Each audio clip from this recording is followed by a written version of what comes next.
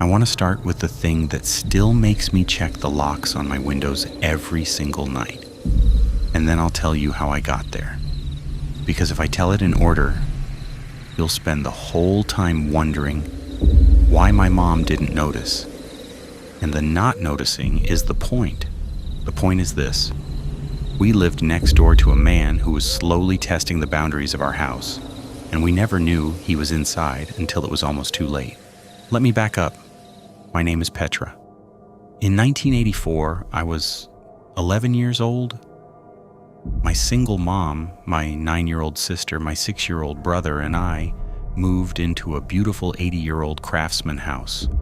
It was a great house, except for the cockroaches. You'd turn on the lights at night and they'd scatter from every surface. We had to store all our food in the fridge just to keep them out of it. But the bugs weren't the reason we fled that house less than a year later. Our next-door neighbor had a son in his 30s who lived with him. My mom had been doing dishes one afternoon and looked up to see him standing directly on the other side of the kitchen window, staring in at her. She told us to tell her if we ever saw him near the house, and we weren't allowed to play outside anymore. A few weeks later, we were doing some spring cleaning. My little brother came downstairs and said he found a cigarette butt in the upstairs toilet. Nobody in our family smoked. Being a dumb 6-year-old, he flushed it before telling our mom. She was upset the evidence was gone, but she eventually dropped it, thinking maybe he'd picked it up outside. Then came the night my brother was staying at our grandparents' house. My sister and I were the only ones upstairs. Our mom's bedroom was downstairs. Around midnight, my sister heard a sound like a screen door slamming. She insisted it came from inside the house. I told her it was just the wind and to go to sleep. A minute later, we heard a strangled cough coming from just outside our bedroom door. It was a man's cough. It sounded like he was trying to keep from making noise. I whispered to my sister that we needed to get downstairs. We sneaked out of the room. I had this irrational urge to turn on the light in the bathroom across the hall to check if anyone was there, followed by an even stronger urge to get away from the bathroom immediately. We crept down the pitch-black, enclosed spiral staircase. It was terrifying. We got downstairs and woke up our mom, panicked that there was a guy upstairs. She started to tell us to go back to bed, but she could see we were seriously scared. She went to the bottom of the stairs to go up and show us it was nothing, but then she stopped. She had a sudden, overwhelming feeling to close the stairway door and lock it. She did.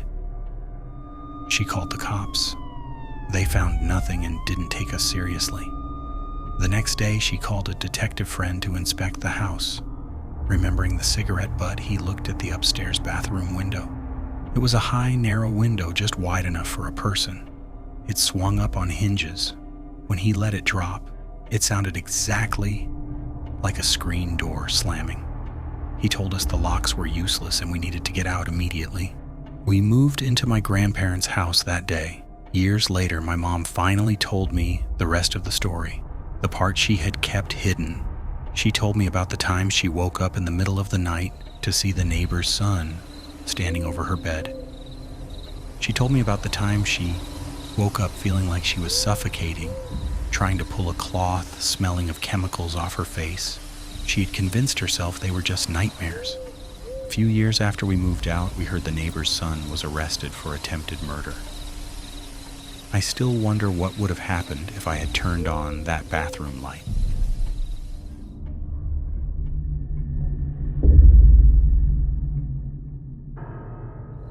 There's a specific kind of terror in realizing that the boundaries you set to keep the world out are completely imaginary. A locked door only works if the person on the other side agrees to the rules of a locked door. When they don't, you realize you're just living in a box made of wood and glass. My name is Bridget. 2 years ago, I moved to the UK for university. I rented a ground floor room in a shared house with 3 other girls.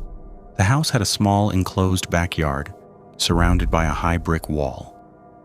The only way into the yard from the outside was a heavy wooden gate that opened into an alleyway.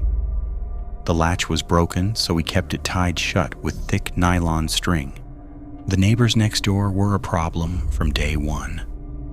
It was a house full of men who were always screaming, fighting, and throwing things against the shared wall at all hours of the night. We complained to the landlord, but nothing happened.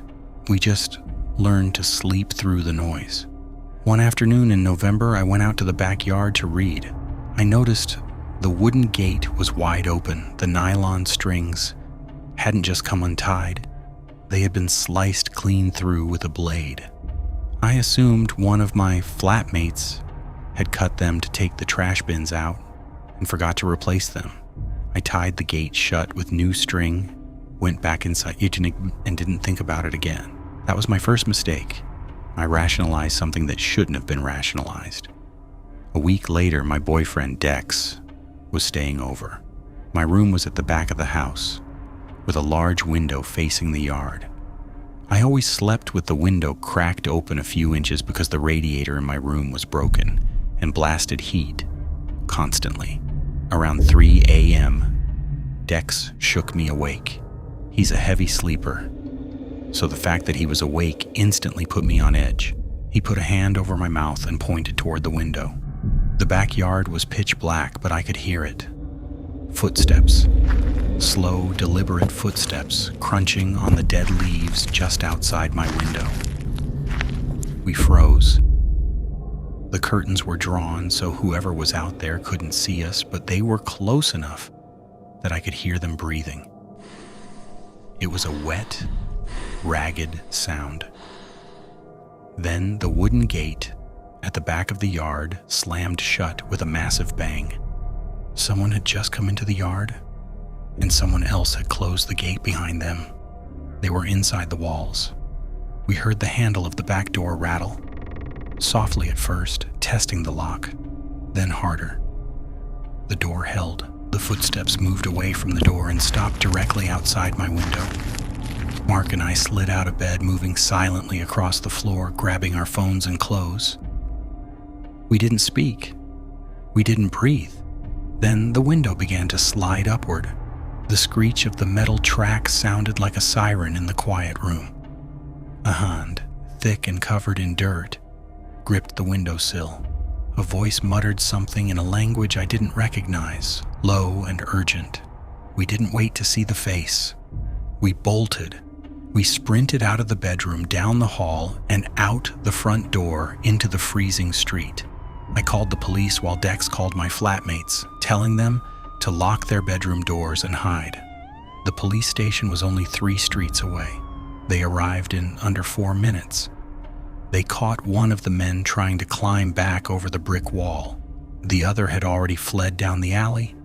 It was the neighbors, the men from the noisy house next door.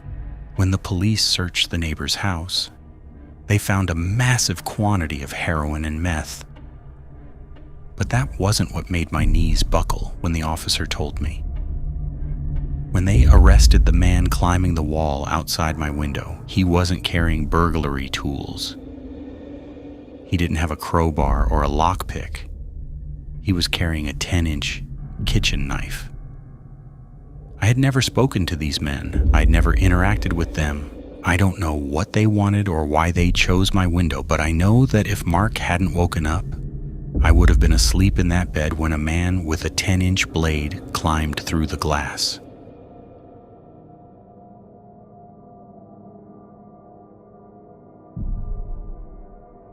I want to tell you about a house that didn't want to be lived in. Or rather, about a person who decided the house belonged to them, even though their name wasn't on the deed. This isn't my story. It happened to a family named the Broadduses in Westfield, New Jersey, back in 2014. But the details of it, the sheer methodical obsession of it, are so unsettling that it feels like it belongs to everyone who has ever bought a home and thought they were safe. Derek and Maria Broaddus bought their dream house at 657 Boulevard for $1.3 million. It was a massive, beautiful 6-bedroom Dutch colonial. They hadn't even moved in yet. They were just doing some painting and renovations. 3 days after closing, Derek went to check the mail. Inside the box was a white, card-shaped envelope addressed in thick, clunky handwriting to the new owner. The typed letter inside started warmly enough. Dearest new neighbor at 657 Boulevard, allow me to welcome you to the neighborhood. But the tone shifted immediately. The writer claimed their family had been watching the house for decades. Their grandfather watched it in the 1920s, their father in the 1960s, and now it was their turn. They called themselves the Watcher. The letter detailed things that were impossible to know from the street. It mentioned the specific renovations the Broadduses were doing. It mentioned the exact make and model of their cars. And worst of all, it mentioned their 3 young children. You have children? I've seen them. So far, I think there are 3 that I have counted. Once I know their names, I will call to them and draw them to me. Derek called the police.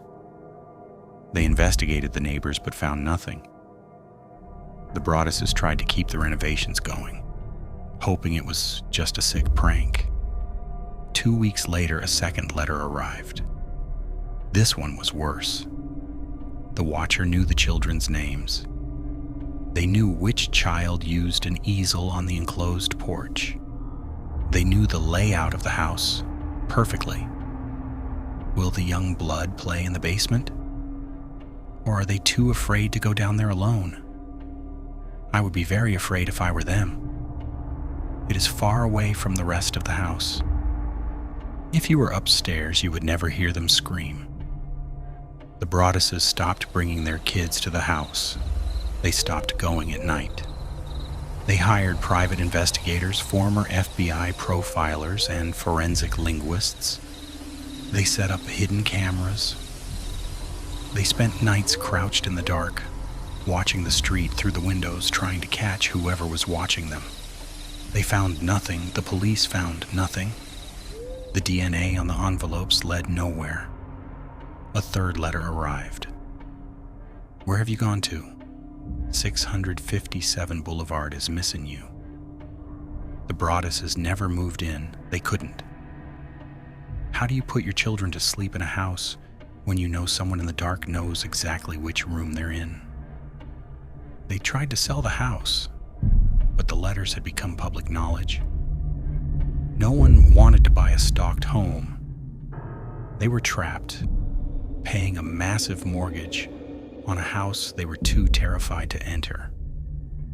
It took them 5 years to finally sell the property, taking a massive financial loss just to be free of it. The Watcher was never caught. They're still out there. And the part that makes my skin crawl isn't just the letters, it's the logistics. To know the things the Watcher knew, the names, the easel on the porch, the exact movements of the contractors. They couldn't just be driving by. They had to be close. They had to be watching constantly. Which means, while Derek Broaddus was sitting in the dark, staring out the window, trying to find the person watching his house, the person watching his house was likely sitting in the dark, staring right back at him.